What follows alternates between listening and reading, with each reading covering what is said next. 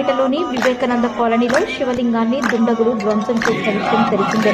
విగ్రహ ధ్వంసంపై హిందూ సంఘాల నాయకులు ఆగ్రహం వ్యక్తం చేస్తున్నారు. ఈ నేపథ్యంలో బసవన్న ఆలయం వద్దకు చేరుకున్న బజరంగ హిందూ సంఘాల నాయకులు ధర్నా చేయబడుతున్నారు.